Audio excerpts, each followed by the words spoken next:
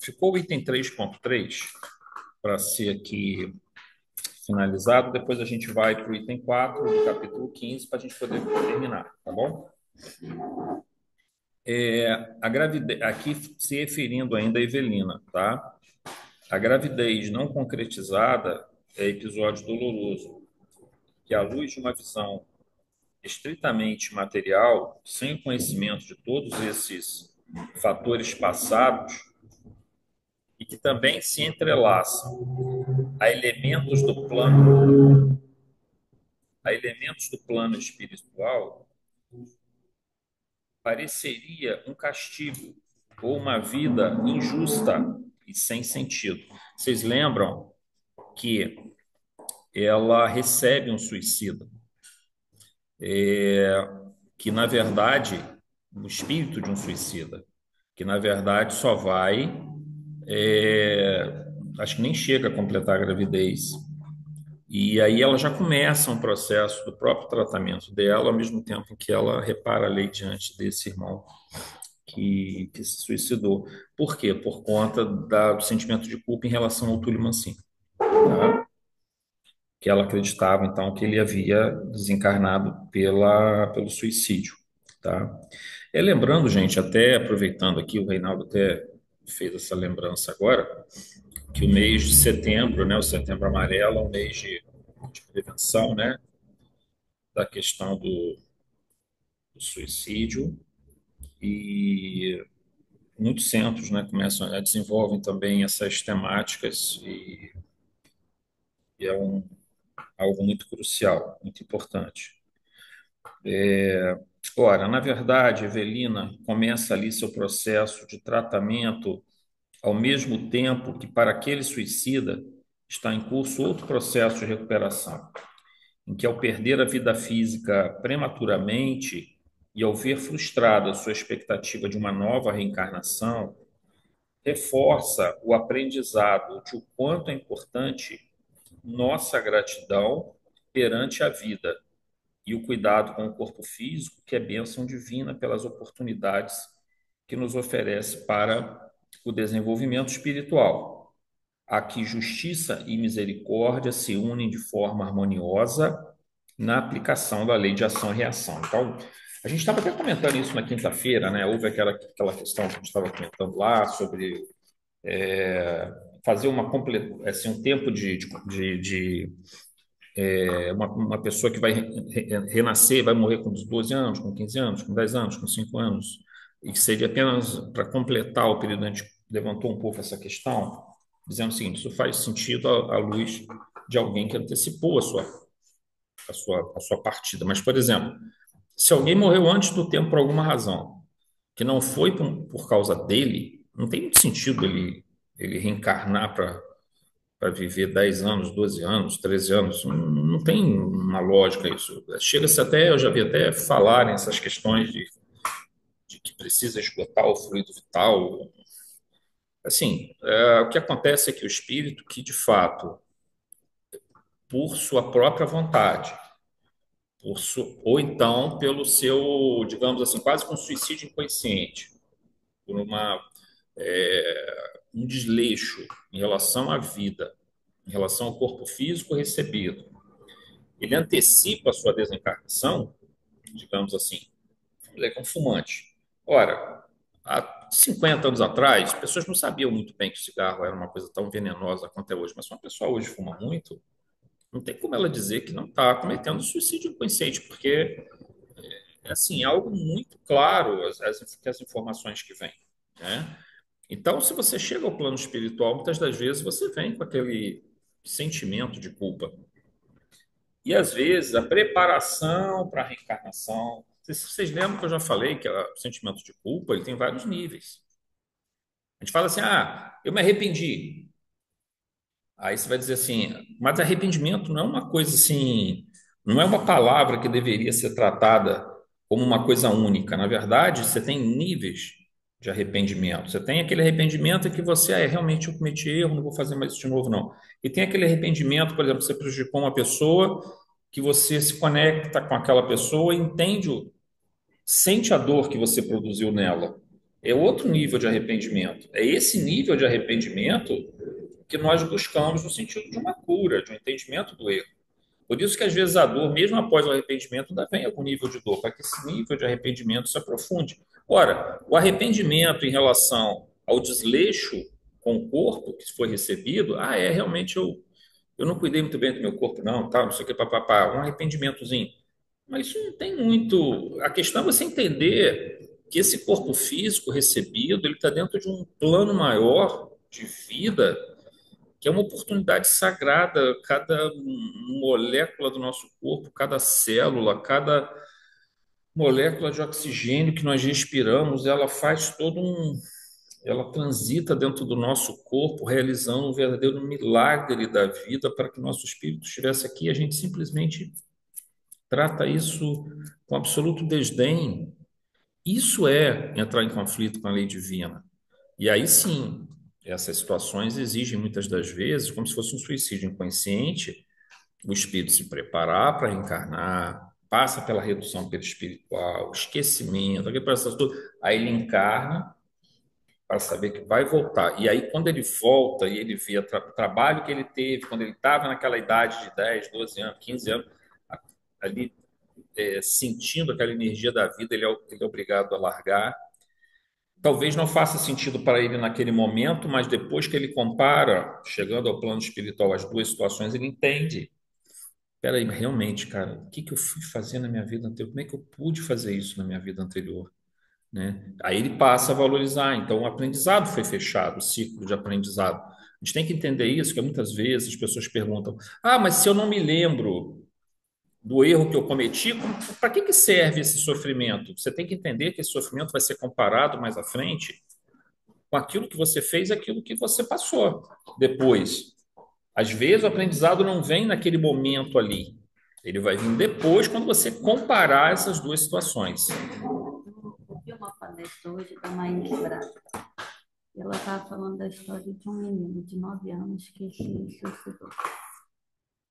Obviamente ele vai desencarnar, mas ele ainda vai permanecer nesse corpo de criança durante um tempo. Sim. Então, ainda com 9 anos, ele sabe o que é morrer, mas ele não sabe ainda a profundidade disso.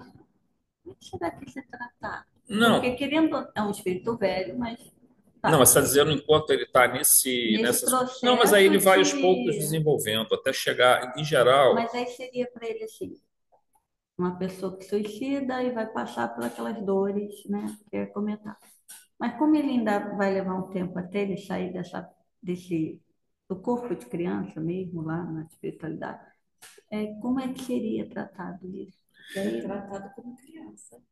Porque ele é um Mas ele suicida. ainda não tem, isso está na É. camada mais baixa, né? É que nem a gente falou, os nossos egos, as nossas personas vão formando camadas. A camada que ele vai perceber imediatamente no plano espiritual é a camada mais superior, que é a de criança. Ele não tem um acesso imediato. À medida que ele vai desenvolvendo, aí ele vai começar a ter acesso. Aí que eu falo que esse tratamento, porque assim, a gente fala assim: mas eu sofri nessa vida e não sei por quê, não me lembro da minha vida anterior. Não, mas pera lá, mas espera que você vai comparar isso depois. Aquilo que você passou e aquilo. Você vai conseguir ter essa visão mais à frente. Há outros mecanismos também acontecendo dentro de nós, só que isso aí é mais complicado para a gente trazer essa explicação. Isso demanda um estudo um pouco mais aprofundado. Mas o que a gente tem que entender é que quando a gente retorna ao plano espiritual, a criança é mais complicado. A criança não tem como Ela não recupera, não. nesse momento não dá para ela ter essa capacidade. Isso vai ficar para depois. Mas é importante entender que está sendo feito um tratamento no psiquismo de profundidade. Muitas vezes a gente olha para um lago assim, águas tranquilas por cima e por baixo, às vezes você tem um redemoinho ali acontecendo. O nosso psiquismo é mais ou menos isso. Você olha a tua consciência, você está às vezes tranquilo, você está às vezes relativamente calmo, ou então você está até sentindo alguma coisa, mas você vai olhar no fundo, está tudo muito, digamos assim, em conflitos. Isso, e aí esses mecanismos externos de dor, eles estão trabalhando no nível não só do psiquismo do ego, né, da última encarnação, ou dessa encarnação agora, mas estão tratando também esse psiquismo de profundidade. Mas o que eu gosto de dizer é que quando você desencarna, isso, tirando a questão da criança, que é mais complicado, o adulto, quando ele chega no plano espiritual, mas eu sofri isso, mas eu não sabia por que que eu sofri isso, eu não tinha essa informação. Digamos assim, você foi lá, vou dar um exemplo aqui. O Adelino Correia, do livro Ação e Reação, tá? Que a gente estudou, que ele matou o pai dele, ele vem, sofre aquilo tudo, e quando o Adelino Correia chega, ele começa a sofrer tipo uma erisipela, um troço assim que começa no pescoço, na orelha, no rosto, vai tomando conta do corpo dele como se fosse uma queimadura, porque o pai dele morreu todo queimado, porque ele mandou matar. Só que ele começa a fazer tanto bem que ele para. Aquilo ali para ali porque é uma intercessão espiritual muito intensa, né? Para que aquilo não vá à frente. Mas ele vai ter dois aprendizados aí. Um dele ele já está tratando sem precisar saber disso. Só pelo ato dele ter um profundo amor pelo semelhante, por tudo bem que ele vem fazendo, todo o mérito que ele vem acumulando. O segundo é um aprendizado maior, digamos assim, mais definitivo, quando ele retornar ao plano espiritual, aí foi induzido a lembrança do que ele fez, a lembrança do que ele passou. Aí essa dor, ele entenderia por que que ele teve que passar por ela. Só que talvez isso nem é tão importante para ele nesse caso, porque ele foi tão bondoso nessa encarnação onde ele estava sofrendo dessa doença, Não vale nada que ele já estava praticamente superando. Agora, se o indivíduo não chega a superar, ele fica assim, sofrendo, não sabe por quê, sofre, não sabe por quê, e ele não muda, não consegue mudar o padrão, ele vai comparar isso depois. Então, a gente tem que entender que isso não é um tratamento de uma vida, de duas, isso é um tratamento. Nós somos imortais. O planejamento de Deus para nós não é para um projetozinho para 10 anos, 20, 30 anos, não, gente. É um projeto para a eternidade, entendeu? Então, há muita coisa sendo feita dentro desse. Hã? Ele resgata que ele teve que voltar 2, 3 vezes como criança. É. Teve aquele caso, né, da Guerra do Paraguai, né? Exato. Mas uma delas foi uma reestruturação da região porque estava lesionada. Isso também acontece, a criança nasce para poder reestruturar o perispírito. E o segundo era uma desencarnação pelo afogamento, que aí já era por conta da questão kármica. Mas aí entra nessa questão que a Valéria falou. Mas a criança vai perceber, não, a criança não vai ter como perceber, mas mais à frente, quando ela novamente alcançar um estágio de maior consciência no plano espiritual, ou seja, pelo menos chegar ao estágio adulto novamente, aí se faz o tratamento. Em geral, com uma indução de vidas passadas, 2, 3 encarnações, para ele entender o processo. Aí ele vai ter o entendimento completo. E como essa desencarnação marca ele, a desencarnação infantil, porque ele estava ali querendo viver, aí é o que eu falo, aí o entendimento do arrependimento, o nível de arrependimento, ele é outro. Porque eu posso ter um nível de arrependimento, que eu falei, posso ter várias camadas de arrependimento. Eu posso ter uma camada superficial que já é bom, não estou dizendo que seja ruim, não, mas ela não é suficiente. Sem dimensão interior, né, do mal para os outros. Sim, senão você não vai entender. Então, aí, pela experiência que você tem, é que você consegue. Que você vai. Porque é como se você estivesse se colocando no lugar do outro. E aí você vai ver que você não pode. A única forma de você entender plena, não é que seja a única, mas é uma forma eficiente de você entender, é compreender a dor do outro.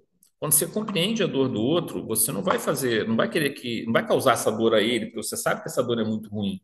Então, esse é um mecanismo de aprendizagem muito eficiente. Não é o único, óbvio, tem outros, né? Mas ele desencarna como criança e fica no mundo espiritual como Ele criança. fica durante algum tempo. Depois Depois ele reencarna. É porque no caso dele, como ele já ia reencarnar logo depois, nem dá tempo dele chegar adulto, não adianta. Ele fica. Até porque a primeira é para recuperar, né, o perispírito, a segunda aí já é para a questão kármica, no sentido dele fazer a comparação, aí depois, nessa segunda, possivelmente lá ele já vai começar a crescer, de crescer, digamos assim, em termos de consciência, a gente não vê, né, porque não chega nessa parte, né, porque quando ocorre a segunda desencarnação, Não, ele volta a terceira vez.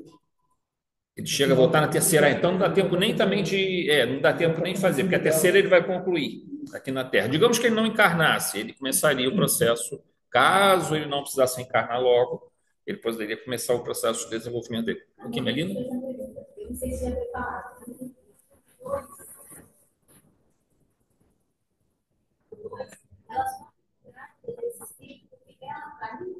Não, foi o seguinte, é porque no caso dela, ela estava meio assim, agindo de uma maneira meio, assim, um pouco leviana, vamos dizer, tá? É que a gente comentou, é o poder da sedução, né? Dela sentir que ela podia ter dois homens aos pés dela. É mais ou menos essa ideia, vamos dizer assim. Só que um deles acaba se suicidando. Quer dizer, não se suicida, na verdade ele tenta o suicídio e depois ele é morto, mas como se fosse um suicídio. Ela fica achando que ele se suicidou. Então aí ela traz esse sentimento por causa dela. Exatamente. Aí ela traz esse sentimento de culpa. Só que o que acontece? Ela não era para engravidar. Tipo assim, não estava no planejamento dela. Só que por conta disso, ela atrai um suicida para junto dela em função da concepção que ela tem. E aí o que que acontece? Esse suicida também, obviamente, tem que passar pela prova só de uma reencarnação que não se completa. E aí junta essas duas coisas, dois processos, E o né? pai era assassino. Hã? E o pai seria o assassino. O pai seria o assassino, exatamente. Bom, gente, a gente vai agora para o item 4. Quem que pode fazer a leitura para a gente, por favor, para a gente terminar o capítulo 15? Quem que pode fazer, por favor? Quem que pode fazer para a gente? Não, mandei o trabalho aqui. Hã? É. Não tá não. Carne hoje não veio. Ernesto e Evelina escutavam surpresos. Cumpre-se a eterna justiça no mundo de cada um de nós, rematou o professor. Deus não nos condena, nem nos absolve. O amor universal está sempre pronto a soerguer-nos, instruir-nos, burilar-nos, elevar-nos, santificar-nos. O destino é a soma de nossos próprios atos, com resultados certos. Devemos sempre a nós mesmos as situações em que nos enquadra a existência, porquanto recolhemos da vida exatamente o que lhe damos de nós. E agora? Interrogou Evelina espantada. As circunstâncias trouxeram meu credor ao ambiente pessoal, porque você, minha irmã, está felizmente em posição de prosseguir no trabalho restaurador. Que fazer, meu amigo? Se você está realmente disposta a renovar o caminho, chegou o momento de ajudar Mancini a desvencilhar-se das ideias enfermiças que a sua conduta de moça menos responsável lhe instalou na cabeça, tornando-se presentemente para ele em devotada preceptora, a reformular-lhe a visão da vida no plano espiritual. Não posso desempenhar junto dele o papel de companheira? Ribas acarinhou-lhe a mão com ternura paterna e apontou. Se os erros da mulher não foram perpetrados na categoria de parceira da vida sexual de um homem, ela não tem a obrigação de ser-lhe a esposa, tão só porque lhe leva essa ou aquela indenização no reino do espírito, sucedendo o mesmo ao homem, referentemente à mulher. Não obstante esse princípio, a lei de amor deve efetivar-se, independentemente das formas em que o amor se expresse. E num tom de enternecimento profundo.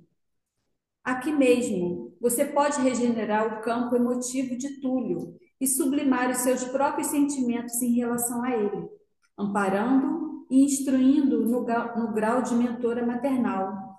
Quase sempre, a recuperação de alguém é uma planta sublime da alma que somente vinga porque a abnegação de outro alguém se dispõe a adubá-la com a proteção da ternura e com o orvalho das lágrimas. Identificava-se Evelina banhada de esperança. Fantine mergulhou em alta meditação acerca das realidades eternas e Ribas, pressionado pelo horário que lhe convocava a presença em outros setores, prometeu continuar a esclarecedora conversação logo lhe surgisse a desejada oportunidade em momentos seguintes. Muito bem. Antes da gente começar aqui o 4.1, aproveitar esse penúltimo parágrafo que a Rosana leu, eu passei batido nisso aqui. Olha só que coisa importante que ele coloca, e tem muito a ver com o que nós temos trazido em vários estudos. Ele diz assim: quase sempre a recuperação de alguém é uma planta sublime da alma que somente vinga, porque a abnegação de outro alguém se dispõe a adubá-la com a proteção da ternura e com o orvalho das lágrimas. Ou seja, ninguém evolui sozinho. Nos momentos difíceis, nós sempre. Nos momentos difíceis, momentos alegres também. Mas, especialmente nos momentos difíceis, onde tudo parece, digamos assim, parece que a gente não vê uma saída daquela situação, vai vir alguém que vai se sacrificar pela gente. Da mesma forma que, em algum momento, nós vamos nos sacrificar por outro. Com carinho, com lágrimas. Porque lágrimas por ver o outro sofrer e não conseguir sair daquela situação. Com carinho, porque você começa a ver no outro também alguém que você quer que se recupere e não fique naquela situação. E esse aqui é um dos grandes ensinamentos que nós temos, porque os grandes mentores espirituais, quando vêm à Terra, e eu falo isso assim, tanto no sentido nosso, dos nossos relacionamentos, das pessoas com quem lidamos, queremos de alguma forma ajudar, nos momentos difíceis em que somos ajudados, então isso no nível mais assim, nosso aqui de espíritos, assim, medianos aqui para a Terra. Zé, Oi, Vera. Zé, sua voz está muito baixa para gente. Tá baixa? Muito. Ué. Para os outros também? Agora melhorou. Uai. Isso aqui, ô Vera, a gente está com um problema seríssimo de obsessão digital. Vou ter que chamar o sucessor do Padre Quevedo, que ele mexia com. Como é que era aquele negócio mesmo do Padre Quevedo? Parapsicólogo. Parapsicólogo, passa o Padre Quevedo, o grande Padre Quevedo. Tá ouvindo agora, Vera? Tá ótimo. Eu vou. Talvez seja isso. Pode ser. A nossa possibilidade de ajudar o outro e ser ajudado pelo outro é a mesma coisa que acontece com os espíritos superiores que vêm à Terra. Eles têm profundo amor por nós e sem eles seria muito difícil nossa jornada. Muito difícil. Então, assim, ninguém evolui sozinho. A gente acha que a gente. Tudo bem, a gente até pode evoluir sozinho. As leis de Deus, elas têm essa característica, especialmente a lei de ação e reação. Só que nós demandaríamos um longo tempo de tentativa e erro. É como querer que uma criança entrasse numa escola e aprendesse sozinha todas as disciplinas. Em teoria, talvez ela pudesse, se fossem colocados todos os livros ali sem nenhum professor, mas seria muito mais difícil. É muito mais difícil. Se é que ela conseguiria fazer isso, não sei se conseguiria. Porque ao mesmo tempo que a lei de Deus, ela prevê a questão da lei do karma, da lei de ação e reação, que é um mecanismo de ajuste. Toda vez que eu erro, vem a dor e o sofrimento e me faz mudar aquele comportamento. Toda vez que eu acerto, vem um reforço positivo. Isso é um aprendizado, mas também dentro da lei de Deus é uma lei de misericórdia e compaixão. Portanto, essa interconexão entre todos os seres também está na lei de Deus. Então, faz parte do processo que as pessoas se ajudem e que aquele que já avançou um pouquinho mais ajude aquele que ainda está um pouquinho mais atrasado dentro desse processo. Então, é maravilhosa essa passagem, mas passou batido. Não... Agora, antes da gente começar o 4.1, que a gente vai entrar no outro ponto aqui, olha só o que o Ribas fala. Deus não nos condena nem nos absolve. E eu jogo a pergunta de novo. Deus perdoa? Não. Senão não teríamos a reencarnação. Não, mas Não, deu oportunidade na declaração Não, mas eu estou perguntando, ele perdoa ou não? A gente conhece, sabe que a gente vai errar, e sabe que aquilo é um. Sim, mas ele perdoa ou não? Não é pessoal, não. Não, né? Ele não Então, se então, na sente verdade, o que a gente chama de perdão, veja, mas na teologia cristã existe o perdão, tá?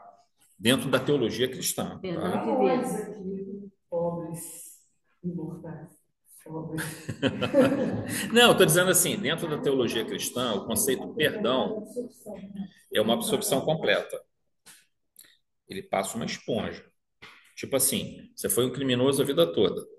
No momento da sua desencarnação, você tem um arrependimento sincero. É como se a graça divina, ou a justificação pela fé, uma coisa ou outra que vai salvar, ela vai passar uma esponja, vai limpar, deixar sua alma branquinha, toda nenhuma sujeirinha, sem nenhuma sombra, e você vai para o céu. Esse é o perdão dentro da concepção cristã. Protestante também. Não, mas Cristã, eu estou dizendo. Eu estou me referindo cristã dentro do conceito católico, a teologia cristã, né? Porque a gente não tem uma teologia cristã dentro do catolicismo, protestantismo e ortodoxo oriental. Beleza. No espiritismo, perdão é oportunidade.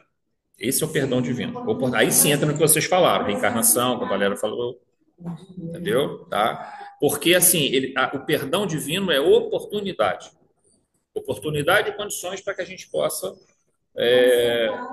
a misericórdia divina, a gente pode resolver. Agora, não existe perdão. Esse conceito de perdão não existe. Agora, nós podemos perdoar? Podemos. Depende, nós temos plena condição para isso. Podemos esquecer, podemos dar um perdãozinho, podemos perdoar muito.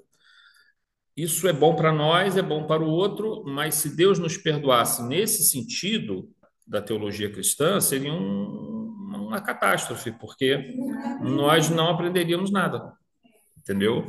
Nós não. Por isso que a concepção é tão diferente nesse sentido, tá? A lei de Deus é imutável. Então, se a gente transgride a lei, a gente tem que recuperar aquilo, né? Tem que consertar aquele erro. Sim. Não é? Então, Deus, é como se Deus estivesse falando assim, meu filho, você errou, eu sei que você errou, é como Jesus falou, eu não te condeno. Vai e não peques mais, né? Ou seja, vai arrumar o que você fez de errado. Correção. Né? Mas não houve aquele ato de perdão, Exato, entendeu? E assim, aí a gente lembra daquela parábola, né? Esqueci a parábola.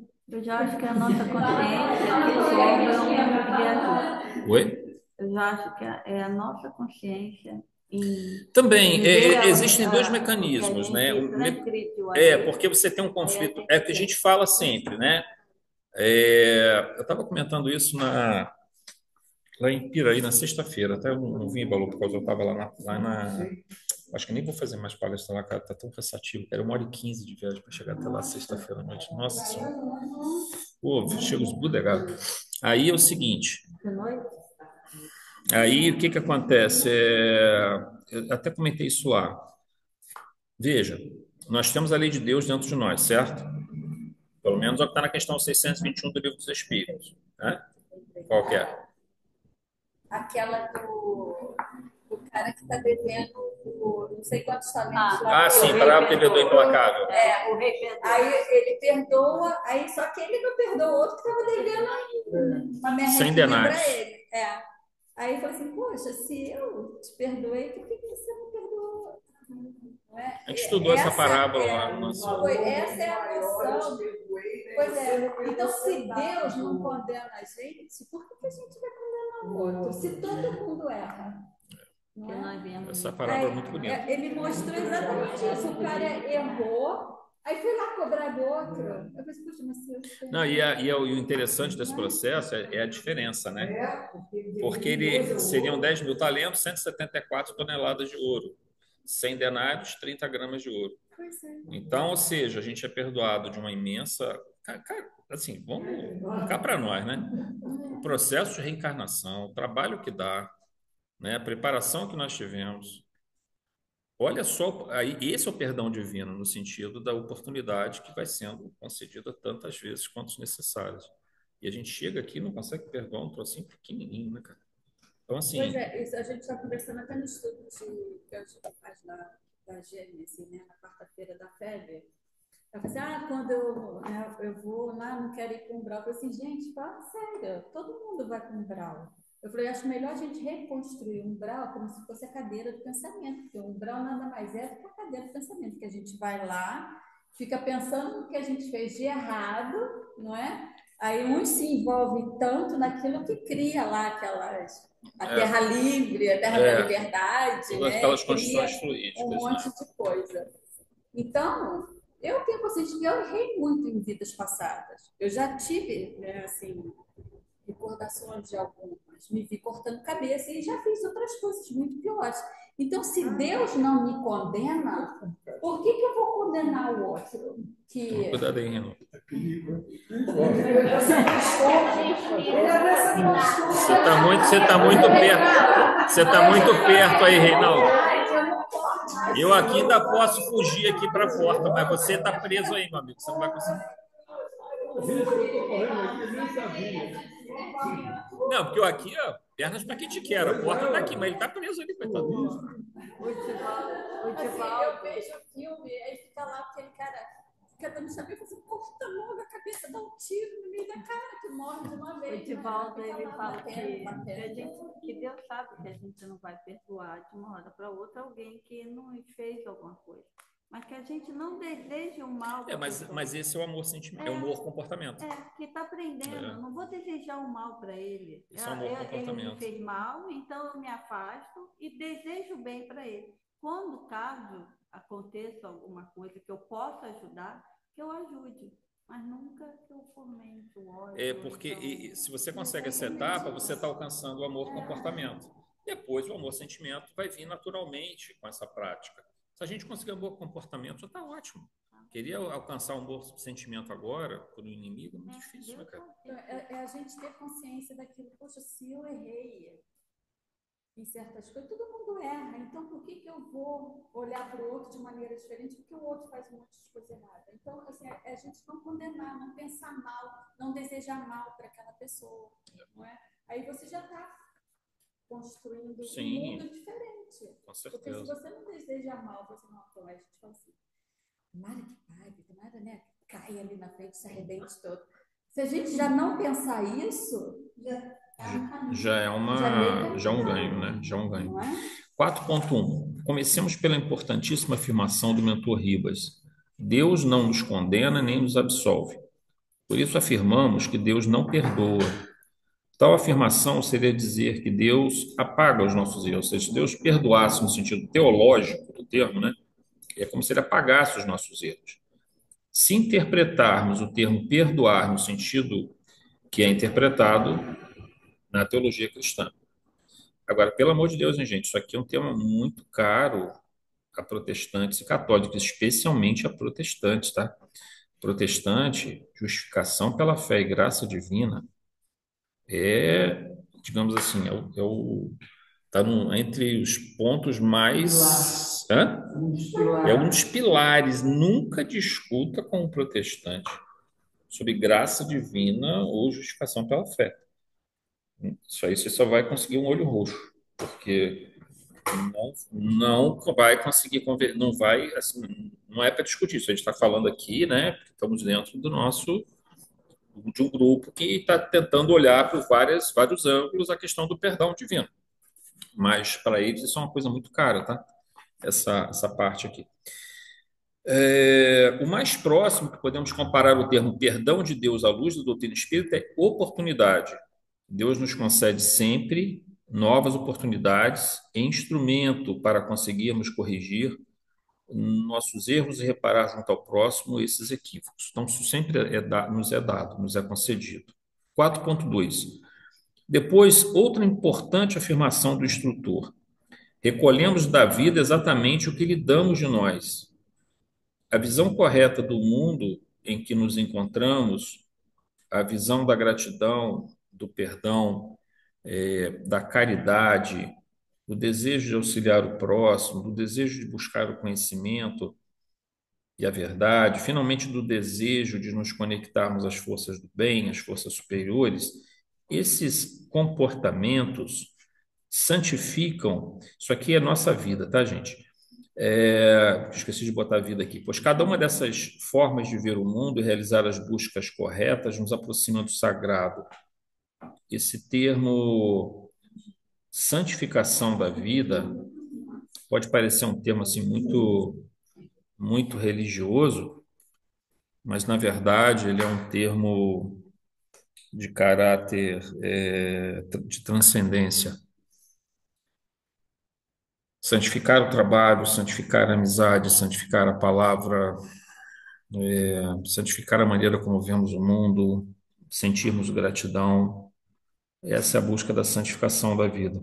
Porque, na verdade, a gente vive uma vida material, mas nós estamos num trânsito entre a gente vem de escalas muito antigas do instintivo, totalmente instintivo, rumo ao subliminar, ao transcendente, né? Ao luminoso. A gente está nesse meio aí, ora lutando com o instinto, com o apego, com a paixão, ora lutando com a transcendência, né? Nós estamos sempre dentro desses dois, ora indo para um lado, ora indo para o outro, mas a nossa jornada aqui na Terra, quando a gente fala santificação da vida, é tentar cada vez mais jogar o transcendente para dentro desse processo. Isso é tão bonito, que se a gente tivesse consciência da nossa vida na espiritualidade, a gente levaria isso daqui muito mais leve. Sim, com certeza.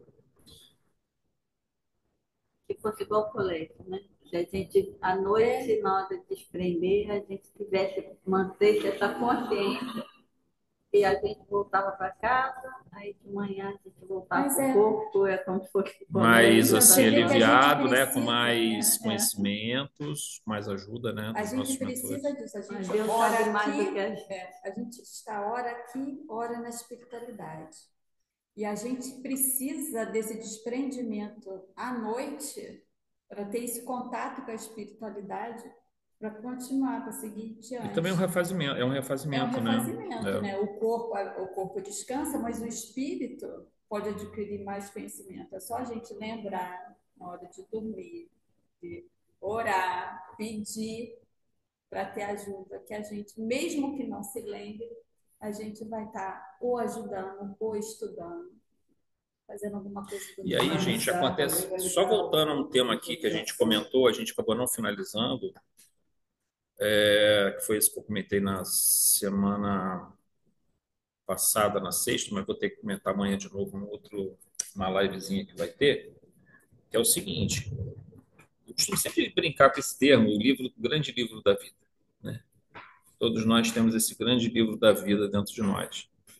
Deus quando criou a gente, lá de uma partícula divina, ele pegou, não sei como é que coube lá dentro, mas era um livrão, pega uma Bíblia e multiplica por mil, um grande livro da vida, onde estão todas as Nunca leis, viu todas Harry as... Potter?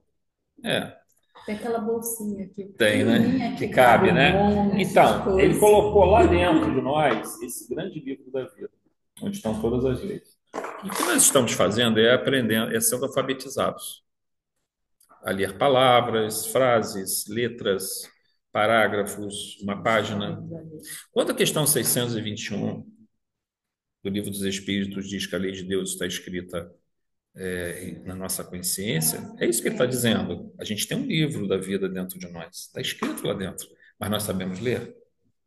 Aí é outra história. É o que é isso aqui? É uma célula, Zé. É uma fotografia Então, isso mais aqui, ó. perfeita da célula. Então, Isso aí é o livro da isso, vida. com certeza, isso está dentro do livro da vida, com certeza. É, isso aí é um designer divino que projetou essa célula. Esse projeto desse designer está dentro desse livro que nós trazemos. Nossa, parece um quadro, uma pintura de arte. É uma coisa maravilhosa. Abstrato. A nossa célula, eu estava lendo um livro agora, Fomos Planejados, do Marcos Eberlin. Ele é um químico, sabe? E ele fala muito dessa... E outro autor também muito bom nessa área é o Michael Berry. Escreveu A Caixa Preta de Darwin. E ele trata as células no sentido como se fossem compostas por nanomáquinas, todas elas trabalhando de uma forma extraordinariamente complexa e integrada. E, e tudo isso como fundo, fruto de uma consciência, de uma inteligência, de um designer que não é acaso planeja isso, é uma consciência maior. Aí nessa foto que a Rosana está mostrando, isso está lá dentro do livro da vida. Por quê?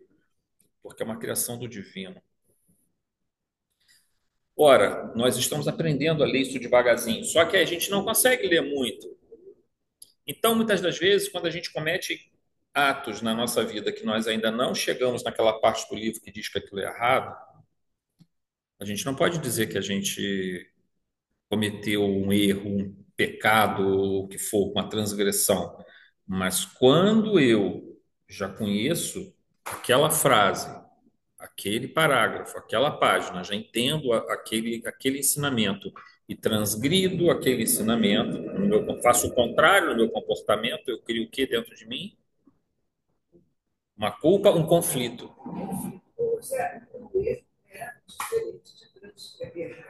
Sim, o erro, na verdade, se você comete um erro sem saber que aquilo é um erro, mas se você.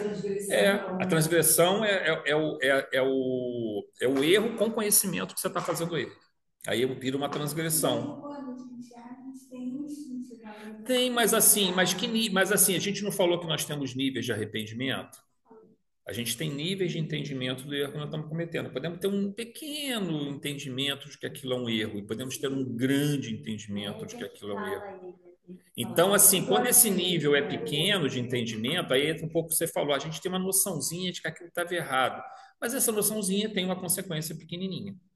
Um grande entendimento de que aquilo era muito errado, e mesmo assim eu fiz por interesse próprio, porque eu pesei e vi que, na verdade, os benefícios que eu tinha passavam por cima disso, eu crio um conflito, crio a culpa e isso gera problemas que terão que ser resolvidos. E é o conflito, em geral, todo conflito ele é fundo vamos dizer, de uma luta entre o livro da vida, o que eu aprendo, o que eu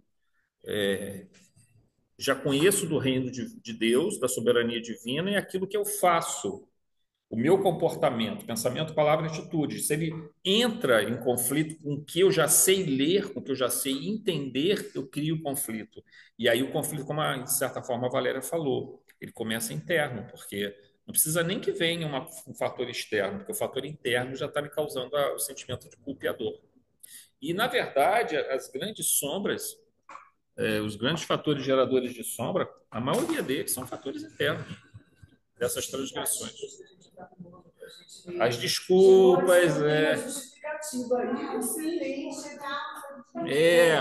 Todo mundo faz.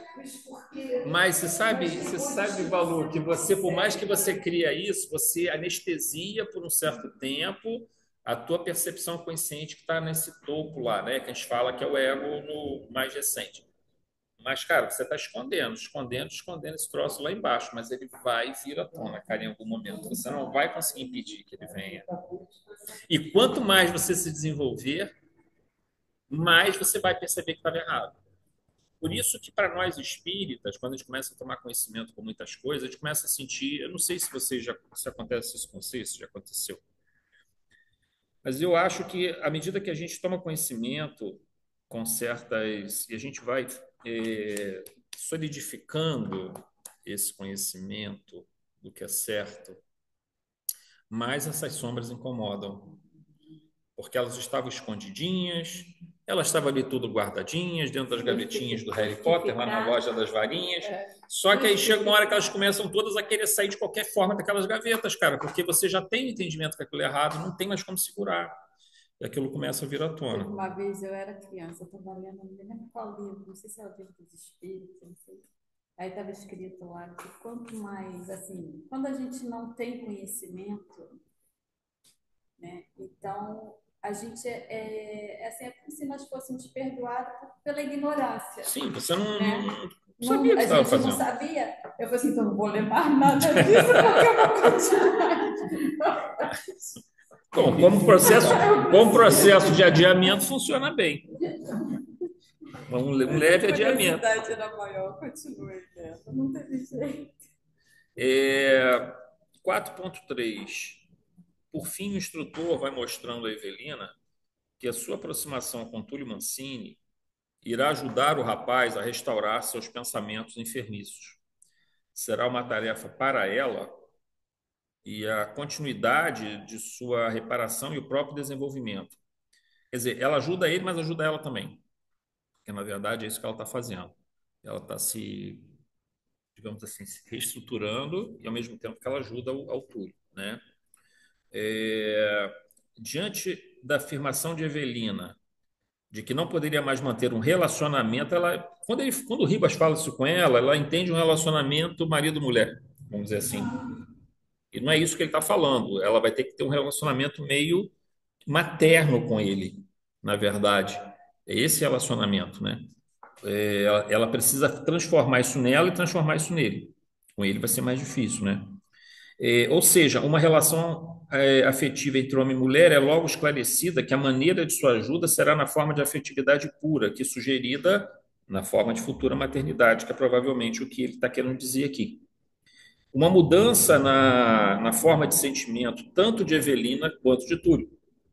De inúmeras formas, a lei divina se reveste de possibilidades em que a vida sempre nos permitirá a escolha de fazer o bem, corrigindo o passado, reforçando o aprendizado presente e criando as condições ainda mais propícias para o futuro, né? Então, ela está tendo a oportunidade de se, vamos dizer assim, quando a gente fala reparação, é interessante esse termo, né? Porque a reparação, ela é a última etapa daquela sequência que nós comentamos quando nós fizemos uma palestra aqui numa sexta-feira. Eu ia escrever no quadro, mas estava tão bonitinho o negócio que a Paulinha colocou ali que eu fiquei com vergonha de escrever em cima. É que minha letra, né? Não trouxe. Você tem a transgressão, tá? Aí veio a transgressão. Isso é uma sequência que não quer dizer que seja absoluta, tá, gente? Ela pode ter variações, mas é uma sequência normal que a gente observa. A transgressão, naquele sentido de conflito que a gente falou, Balu, a transgressão. Eu cometo o erro sabendo que aquilo é uma coisa errada. Porém, os benefícios, entre aspas, que eu recebo, me fazem eu criar várias desculpas, a Marisa também falou, né? A gente criar várias desculpas para tentar justificar por que eu estou fazendo aquilo. Muito bem. E a gente é extremamente criativo a gente é extremamente criativo nesse. Nós somos bons de contar essas narrativas, nós somos ótimos. Somos ótimos nessas narrativas. Então, assim, nós temos aqui o conflito. Então, aqui eu tenho um conflito. Vem o sofrimento, para quê? Para chegar ao arrependimento. Chegou-se ao arrependimento. Agora eu tenho o seguinte caminho. Eu tenho uma prova, que é o passar por uma situação que reforça todo esse aprendizado. Será que eu vou, passando por isso de novo, eu não vou fazer a mesma coisa? Será que eu não vou? Eu tô numa função, será que eu não vou me corromper para obter ganhos em detrimento de outras pessoas? Será que eu não vou fazer o mesmo erro que eu cometi no passado? Então, essa é uma prova. Às vezes a prova é um pouco dolorosa, às vezes não, depende muito das circunstâncias. Depois vem a reparação. Agora, vamos dizer que eu cheguei aqui no nível de sofrimento e ou eu me arrependi só no nível de superfície, um arrependimento, ou nem me arrependi. Aí vem a expiação. Porque não há sentido a gente falar numa expiação ou num sofrimento intenso se eu já tive um arrependimento profundo e entendimento do que eu fiz. Eu quero reparar o erro que eu cometi. Não adianta eu ficar me produzindo mais sofrimento, porque aí nós estamos querendo fazer uma espécie de lei de talião, sabe? Isso não faz muito sentido. Não, a expiação viria para isso, porque a passar pela prova não deveria ser suficiente. Porque a prova ou não foi suficiente, ou o indivíduo não tem um arrependimento ainda, está só no nível de superfície, e ele precisa trazer esse nível de profundidade. Ele precisa se colocar no lugar do outro, até onde for possível, né? É muito difícil colocar no lugar do outro. Para ter a consciência Exato, senão não há Na aprendizado. palestra de sábado, né, o pai da Esmeralda, ele perdeu a esposa e perdeu a filha. E ele era um senhor de escravos, então ele não precisou vir no sofrimento como, né, daquela escravatura de que ele era Porque dono, ele cuidou depois. porque por causa do sofrimento que ele A passou, história desse e ele se transformou. Se transformou. Já foi Ele se suficiente. transformou, já foi suficiente. Um dos personagens desse livro acontece mais ou menos isso. Ele comete uma coisa e ele não vai pagar porque ele se tornou Sim. nesta vida, né? Exatamente. Uma pessoa. Aí ele vai reparar. A Então, reparação. em tudo é olho por Aí a olho. reparação, aí entra mais um outro aspecto. A pessoa que eu prejudiquei, digamos, eu prejudiquei a Isabelle. Aí eu me arrependi, depois de passar por todas essas etapas. Aí eu quero agora reparar o erro, mas a Isabelle já voou. Tá nem aí para isso mais, já me perdoou, já tá. Eu vou reparar uma outra pessoa que está numa situação difícil. Então eu reparo diante da lei de Deus, né? Eu faço uma reparação diante da lei divina. E isso reforça todo o processo. A reparação ela é a culminância desse processo. Porque ela traz a possibilidade de você reforçar todas as etapas. Agora, vejam, isso aqui, gente, é um esqueminha numa situação absolutamente perfeita. Por exemplo, eu perdoo essa gatinha por ela estar enchendo o saco. Não é ela, é outro gato. Não é o gato? Agora entrou mais um, agora é uma dupla. Agora é uma dupla. Eu estou exercendo aqui, gente, amor comportamento, tá? Porque sentimento ainda não dá, não. E o irmão está com 4 gatinhos. E aí você já começa o treinamento.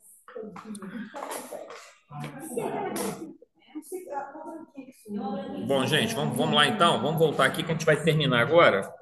Deixa eu só anotar aqui, por favor, para não me perder. A gente não vai conseguir fazer, tá, gente? A apostila, o capítulo 16, porque senão a gente vai ler e não vai conseguir comentar. Mas a gente vai, na semana que vem, a gente já começa o capítulo 16. Mas, assim, o que a gente observa, e eu acho que, assim, esses estudos de caso, que é o que André Luiz propõe, e Manuel Filomeno também, são estudos de caso. É diferente de Joana de Andes. Joana de Andes, ela faz um estudo teórico amplo. O André Luiz e o Manuel Filomeno estão sempre estudando estudos de caso. É legal, uma coisa mais concreta. E aí você vai... A gente, cara, assim, quanto mais você estuda isso, você vai vendo o quanto a lei de Deus ela é perfeita, cara. Ela cria todas as condições necessárias para que a gente possa se redimir, aprender coisas novas, ser feliz, superar os problemas. A gente insiste em cometer certos equívocos. Mas nós temos esse DNA divino, Inês, a gente tem esse DNA divino, então a gente não tem como escapar disso, entendeu? Uma hora a gente vai chegar porque esse DNA é divino, não tem como a gente, por mais que a gente seja teimoso, né? Somos rebeldes. Você comete um pequeno errinho, um pequeno erro do seu dia a dia, aí quando vai fazer novo, vai aquele pensamento, não é para quê? Qualquer procrastinação boba, aquela conversa interna. Bom, gente, então nós vamos só parar aqui a gravação.